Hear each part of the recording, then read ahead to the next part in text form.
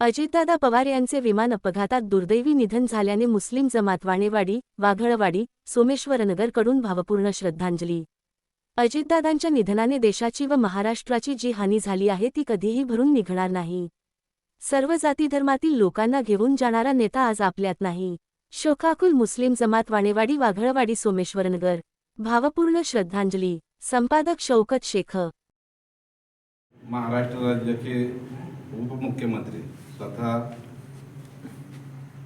अर्थमंत्री, उत्पादन शुल्क मंत्री माननीय स्वर्गीय अजितदादा पवार यांचे विमान दुर्घटनेत दुःखद असे निधन झाले। माननीय अजितदादा पवार यांनी सर्व महाराष्ट्रासाठी विकासाचं मोठं योगदान आहे। त्याबरोबरच अल्पसंख्याक समाजासाठी अजितदादांनी खास करून विकासासाठी जास्त लक्ष दिलं।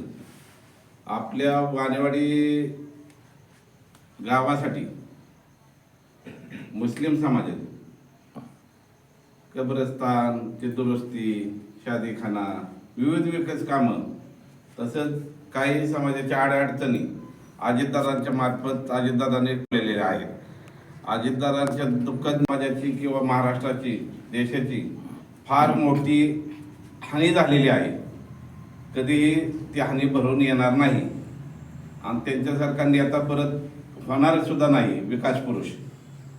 तर आपल्या वाणेवाडी मुस्लिम समाज, सोमेश्वरनगर, वाघळवाडी, तसेच ग्रामस्थ मंडळी वाणेवाडी यांच्या वतीने मी त्यांना भावपूर्ण श्रद्धांजली असे अर्पित करतो।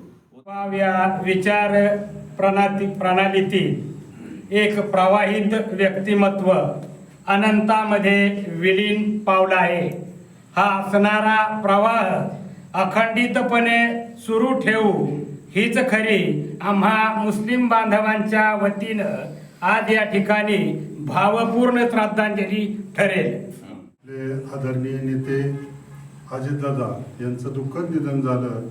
अजितदादांसारखा नेता महाराष्ट्राला लाभला। गेली 40 वर्ष संपूर्ण महाराष्ट्राची धुरा एक खांबी तंबूप्रमाणे त्यांनी सांभाळलेली आहे आणि विशेषतः आपला बारामती तालुका असेल, पुणे जिल्हा असेल, यामध्ये त्यांनी खूप मोठं योगदान सर्व धर्मियांच्यासाठी दिलेलं आहे आणि त्यांच्या निधनामुळं निर्माण झालेली पोकळी कधी भरून येणं शक्य वाटत नाही।